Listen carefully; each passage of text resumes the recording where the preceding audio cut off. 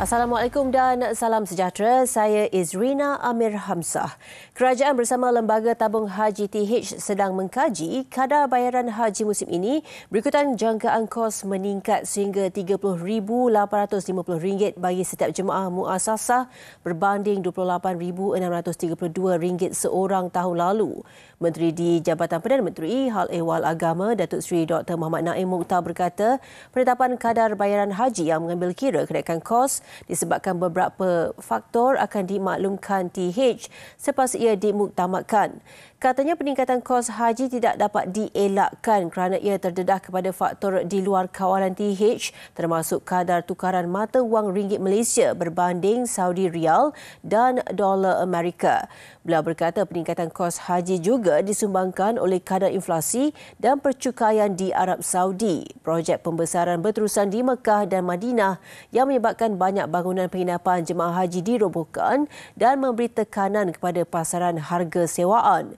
Muhammad Naim berkata TH akan meneruskan bantuan kewangan haji bagi membantu jemaah muassasah yang menunaikan haji buat pertama kali.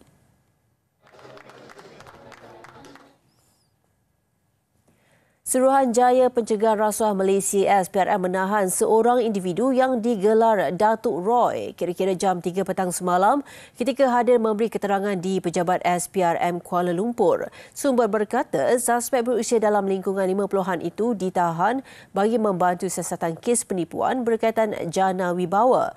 Beliau berkata suspek akan dibawa ke Mahkamah Magistrat Kuala Lumpur jam 9 pagi ini bagi tujuan permohonan riman. Sementara itu, pengarah SPRM Kuala Lumpur Razalia Abdul Rahman ketika dihubungi mengesahkan tanggapan berkenaan berkata kes disiasat di bawah Seksyen 16(A) Akta SPRM 2009.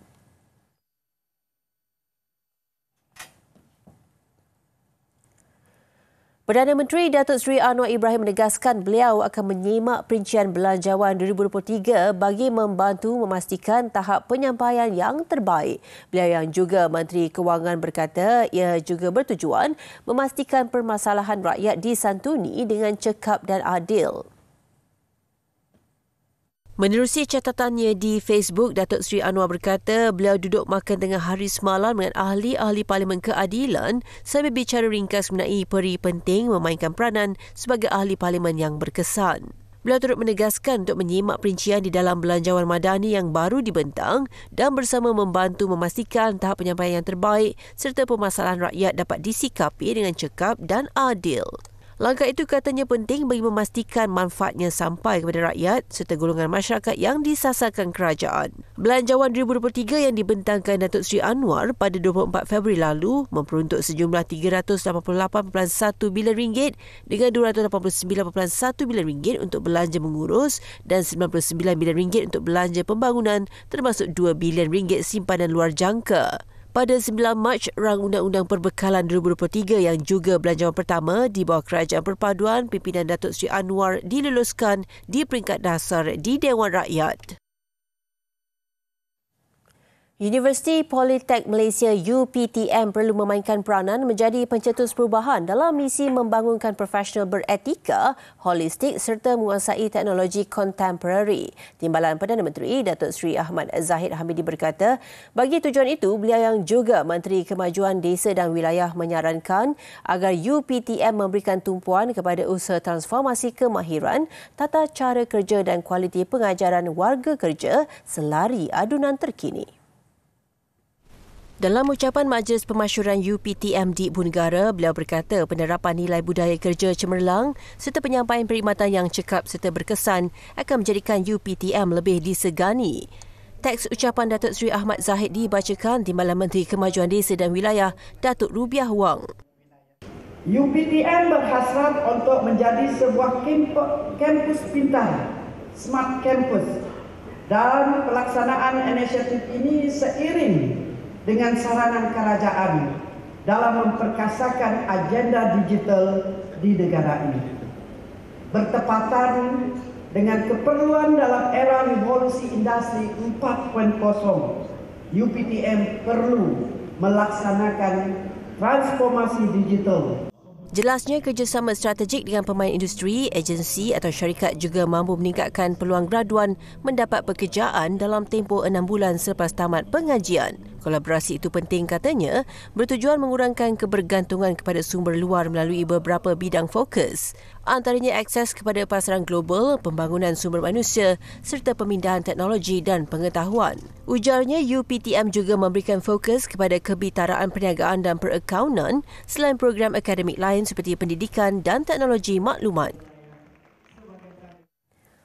Menteri Luar Datuk Seri Dr. Zamri Abdul Kadir mengetuai delegasi Malaysia untuk menyertai 3 acara penting Commonwealth di London, United Kingdom sehingga Rabu ini. Acara itu adalah sambutan Hari Commonwealth, mesyuarat kumpulan tindakan Menteri-Menteri Commonwealth CMEG dan mesyuarat Menteri-Menteri Hal Ehwal Luar Commonwealth. Sambutan Hari Commonwealth yang bertemakan Forging a Sustainable and Peaceful Common Future akan dihoskan oleh Raja Britain Raja Charles III buat kali pertama sebagai Ketua Commonwealth. Manakala majlis santapan diadakan di Istana Buckingham. Ia adalah acara tahunan yang meraikan nilai dan matlamat bersama Commonwealth. Malaysia menjadi ahli CMAG pada 2018, seterusnya mengukuhkan lagi statusnya sebagai anggota terkemuka Commonwealth. Saya dijadualkan akan bertemu dengan setiausaha luar United Kingdom. Selepas itu juga akan diikuti dengan pertemuan-pertemuan dua hala melibatkan menteri-menteri luar Commonwealth yang lain seperti daripada Sri Lanka dan juga daripada Maldives. Selain daripada itu juga ada beberapa menteri-menteri luar yang akan bertemu dengan saya secara sampingan. Malaysia telah menjadi ahli Commonwealth sejak 66 tahun lalu dan selaku tuan rumah mesyuarat ketua-ketua kerajaan Commonwealth ke-11 pada 1989 serta mendapat penghormatan sebagai negara Asia pertama yang menjadi tuan rumah Sukan Commonwealth pada 1998. Penyertaan aktif Malaysia dalam acara-acara ini mencerminkan komitmen negara dalam memajukan matlamat bersama Commonwealth, khususnya mempromosikan demokrasi, menegakkan hak asasi manusia dan memupuk pembangunan dalam kalangan negara anggota. Tahun 2023 adalah penting bagi Commonwealth kerana ia membabitkan sambutan Tahun Keamanan Commonwealth dan Tahun Belia Commonwealth bersama-sama dengan ulang tahun ke-10 penandatanganan Piagam Commonwealth yang bersejarah. Datuk Seri Zamri juga akan mengadakan beberapa mesyuarat dua hala dengan rakan sejawatnya serta membincangkan isu serantau dan antarabangsa yang mempunyai kepentingan bersama. Semua calon yang menang dalam pemilihan UMNO kali ini diingatkan agar seiring dengan kepimpinan supaya parti terus kekal relevan. Presiden UMNO Datuk Seri Ahmad Zahid Hamidi berkata ia termasuk menghormati segala keputusan pucuk pimpinan biarpun berlaku perbezaan pendapat. Tambah beliau, ahli parti seharusnya menjaga perkara yang menjadi kerahsiaan parti terutama segala inti parti yang dibincang dalam mesyuarat. Kalau kita telah menang, janganlah lagi bersekutu dengan pihak yang jadi gunting dalam lipatan di dalam parti. Atau menjadi api dalam sekam dalam parti. Saya tahu ada perancangan-perancangan di belakang untuk menggugat dan menggegarkan kepimpinan yang ada. Pilihlah yang sama dengan saya dengan Tok Mat untuk memperkukuhkan parti.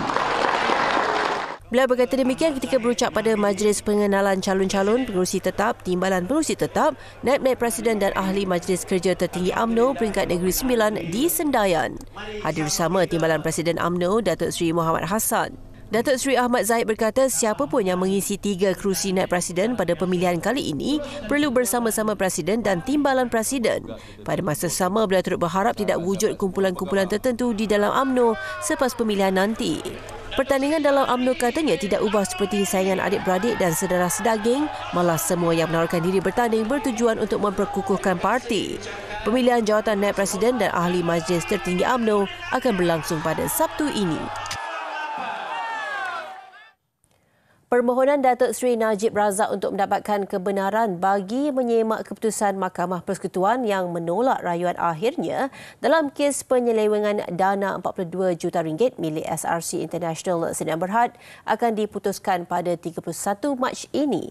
Tarikh berkenaan disahkan oleh Muhammad Farhan Muhammad Syafiee yang juga peguam Datuk Seri Najib. Menurut Muhammad Farhan, pihaknya menerima surat daripada Mahkamah Persekutuan yang memaklumkan mengenai tarikh berkenaan. Jika permohonan kebenaran bekas Perdana Menteri itu dibenarkan, maka Mahkamah Persekutuan selanjutnya akan meneruskan untuk mendengar merit semakan berkenaan. Permohonan Datuk Seri Najib itu akan diputuskan panel 5 hakim Mahkamah Persekutuan dipengerusikan Hakim Besar Sabah dan Sarawak Datuk Abdul Rahman Sabli. Turut bersidang dalam panel itu ialah 3 hakim Mahkamah Persekutuan, Datuk Vernon Ong Kiat, Datuk Rozariah Bujang, Datuk Nordin Hassan dan Hakim Mahkamah Rayuan Datuk Abu Bakar Jaiz yang mula mendengar permohonan kebenaran bagi semakan sejak 19 Januari lalu.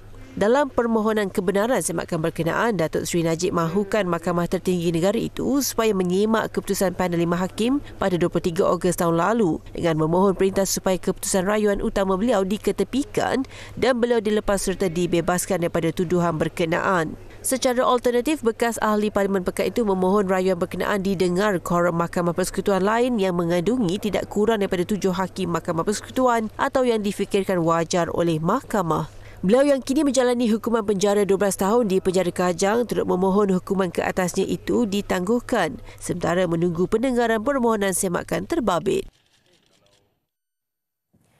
Daya usaha seorang murid tahun 6 menyertai Expo Reka Cipta Universiti Malaysia Perlis UNIMAP e-Reka 2023 membuahkan hasil selepas menerima pengiktirafan berganda.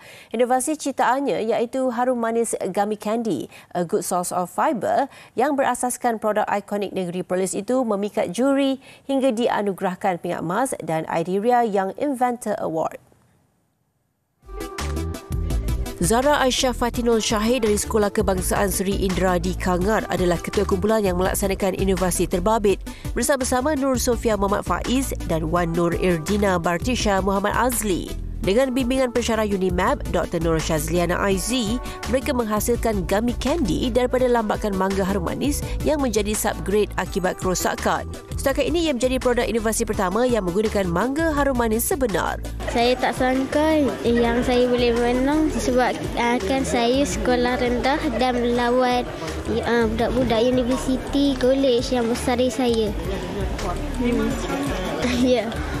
e-Reka 2023 menerima 344 penyertaan produk penyelidikan sekaligus merekodkan penyertaan tertinggi sepanjang penganjurannya. Selain UNIMAP, ia disertai pelbagai universiti seluruh negara, Institut Latihan Perindustrian ILP, College Vocational dan beberapa buah sekolah. 6 kategori yang dipertandingkan antaranya teknologi kimia, teknologi makanan dan teknologi pertanian, permesinan dan peralatan serta pendigitalan teknologi, kejuruteraan dan internet kebendaan IoT.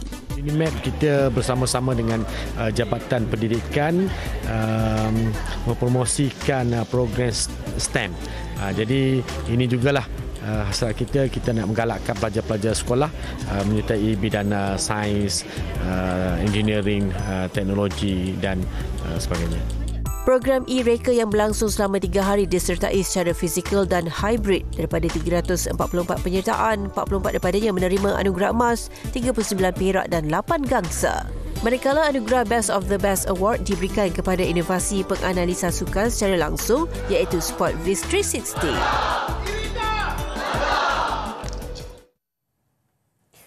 Seorang peneroka Felda maut apabila kereta dipandu terbabit kemalangan dengan sebuah kereta lain dan lori pasir berhampiran Jalan Kota Tinggi Mawai, Johor. Mangsa Sadiran Karyo 72 tahun yang menetap di Felda Simpang Wahar difahamkan dalam perjalanan menuju ke klinik di Bandar Kota Tinggi ditemani isterinya Sarinam Jalil 71 tahun.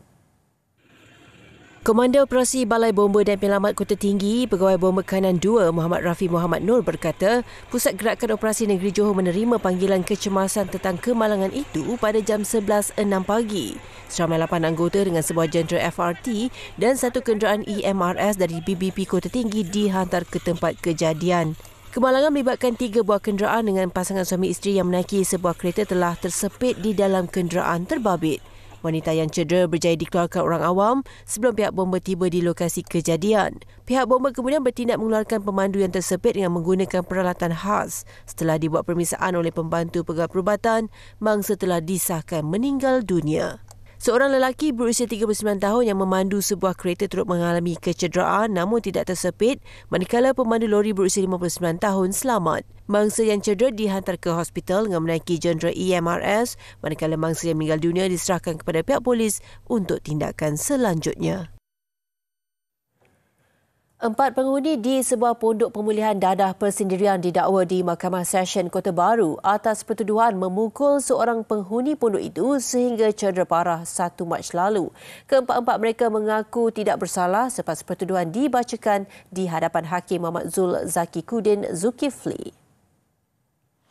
Mereka Ahmad Afzam Ibrahim 31 tahun, Muhammad Firdaus Muhammad Zulkifli 21 tahun, Muhammad Anik Zamri 33 tahun dan Muhammad Irfan Hissam 30 tahun didakwa bersama-sama dengan sengaja menyebabkan kecederaan parah dengan menggunakan sebatang rotan terhadap Wan Aminullah Wan Ibrahim 51 tahun. Perbuatan itu dilakukan oleh keempat-empat tertuduh dalam bilik asrama di Pondok Pemulihan Dadah Persendirian Manzilur Rahmah di Kampung Kandis dekat Bacok lebih kurang 9.30 malam pada 1 Mac lalu. Mereka didakwa mengikut Seksyen 326 Kanun Kesiksaan dan dibaca bersama Seksyen 34 Kanun Sama yang boleh dihukum penjara hingga 20 tahun denda atau sebat jika sabit kesalahan. Pihak pendakwaan tidak menawarkan jaminan terhadap semua tertuduh kerana pertuduhan mengikut Seksyen 326 Kanun Kesiksaan dibolehkan tiada jaminan terhadap tertuduh. Mahkamah kemudian menetapkan 17 April depan sebagai sebutan semula kes. Kita ke laporan luar negara. 19 terbunuh, beberapa lagi cedera dalam serangan kumpulan bersenjata di Timur Republik Kongo. Serangan berlaku kira-kira jam 1 pagi di daerah Kirindera yang terletak hanya beberapa kilometer dari lokasi serangan kumpulan bersenjata minggu lalu yang mengorbankan 35 nyawa. Menurut penduduk, anggota kumpulan terbabit turut mencuri barang-barang di hospital dan kedai. Kekejaman mereka tidak berakhir di situ apabila hospital terbabit, hotel dan kenderaan yang diparkir berdekatan dibakar. Penduduk yang ketakutan berlari menyelamatkan diri di dalam luka berdekatan rumah mereka. Dalam pada itu, pihak berkuasa tempatan turut mengesahkan beberapa penduduk diculik kumpulan bersenjata berkenaan. Tiada pihak mengaku bertanggungjawab setakat ini. Panel penyiasat punca kebakaran yang mengakibatkan kira-kira 12,000 Muslim Rohingya kehilangan tempat tinggal di kamp pelarian di Bangladesh pada 5 Mac lalu berpendapat ia adalah tindakan sabotaj. Ketua Jawatankuasa Siasatan yang juga pegawai kanan kerajaan daerah Abu Sufyan berkata, kebakaran di beberapa tempat berlaku serentak pada masa sama membuktikan ia tindakan dirancang. Ia juga dipercayai cubaan untuk mewujudkan ketuanan di dalam kamp oleh kumpulan militer. Beliau bagaimanapun tidak menamakan kumpulan itu. Dalam insiden 5 Mac lalu, hampir 2,800 tempat perlindungan dan lebih 90 kemudahan termasuk hospital dan pusat pembelajaran musnah. Di Amerika Syarikat pula, sekurang-kurangnya 8 orang terbunuh apabila 2 bot yang disyaki dibawa penyeludup terbalik di pantai selatan California. Ketua Penyelamat Bandar San Diego menganggap ia salah satu tragedi penyeludupan maritim terburuk di negeri itu. Beliau bagaimanapun tidak jelas punca sebenar kemalangan di kawasan yang disifatkan sebagai berbahaya, ekoran jeriji pasir dan arus kuat. Menurut maklumat yang diperoleh, terdapat 23 orang dalam 2 bot kecil yang terbalik di pantai Torrey Pines di San Diego. Pasukan penyelamat tidak menemui mangsa yang terselamat, namun wujud kemungkinan ada mangsa yang meninggalkan pantai sebelum ketibaan unit itu. Semua yang maut adalah individu dewasa dan tiada butiran lanjut mengenai kewarganegaraan mereka. Kita ke laporan sukan. Kedah Darul Aman KDA kembali mendapat rentak kemenangan dalam saingan Liga Super apabila mengatasi Kelantan United. Keputusan 3-2 itu membolehkan Sang Kenari naik ke tangga kelima, manakala Kelantan United pula masih di posisi terbawah. Kedah Darul Aman KDA mencatat kemenangan 3-2 ke atas Kelantan United di Stadium Sultan Muhammad keempat. David Silva memberikan tuan rumah permulaan meyakinkan apabila berada di hadapan pada minit ke-21. Kelebihan itu tidak mampu dipertahan menyaksikan pelawat melancarkan banyak asakan mencari gol penyamaan. William Lera dan Manuel Hidalgo kemudian meledak membolehkan KDA 2-1 di hadapan sebelum tamat babak pertama. Al-Hafiz Harun tampil menghasilkan gol ketiga sang Kenari pada minit ke-79. Kelantan United cuba bangkit semula menerusi Van Victor yang merapatkan kedudukan pada lewat perlawanan menerusi sepakan penalti. Namun kedudukan 3-2 yang kekal hingga tamat permainan adalah kemenangan ketiga KDA daripada 4 perlawanan. Dengan kijang hijau pula dibelenggu kekalahan ketiga. Beralih ke saingan A-League di Australia, Western United merakam kemenangan ketiga berturut-turut apabila mengatasi pasukan tangga tercorot Melbourne Victory 2-1. Di Amy Park, Melbourne Victory turun di halaman sendiri mengharapkan dapat memperbaiki kedudukan tercorot ketika menerima kunjungan Western United. Misi itu tampak sukar selepas tuan rumah ketinggalan kepada gol Noah Botic pada minit ke-38. Bruno Fornaroli kemudian memberikan harapan kepada Melbourne Victory hasil gol penyamaan 5 minit selepas rehat. Minit ke-69, Alexander Prijovic menjaringkan gol kemenangan 2-1 pelawat. Western United naik ke tangga ke-7 dikala Melbourne Victory kekal terbawah dengan kekalahan kedua berturut-turut selepas 19 perlawanan. Aksi hari ke-7 pingpong jelajah WTT Singapore Smash menampilkan kejutan besar dari wakil tuan rumah. Pemain berusia 16 tahun Isaac Kwek bangkit dari kekalahan 2 set awal kepada Matthias Falk dari Sweden untuk mara kepusingan 16 terbaik. Dari keputusan 6-11, 3-11, Isaac mengubah nasibnya mencatat 11-7, 11-9 dan 12-10 dalam aksi dramatik ke atas net juara dunia 2019 sekaligus bergelar pemain Singapura pertama melangkah ke pusingan kedua. Juara Olimpik 2020 dari Jepun, Mima Ito pula kecundang di tangan China Qian Tianyi. Pertarungan kedua-duanya juga berlangsung mendebarkan dalam aksi 5 set. Keputusan berakhir 6-11, 12-10, 11-8, 9-11 dan 12-10 menyaksikan Ito mensia-siakan 2 mata akhir di set penentuan sebelum tewas. Dengan itu sekian Buletin Pagi. Teruskan menonton TV3. Saya Izrina Amir Hamzah. Assalamualaikum dan salam hormat.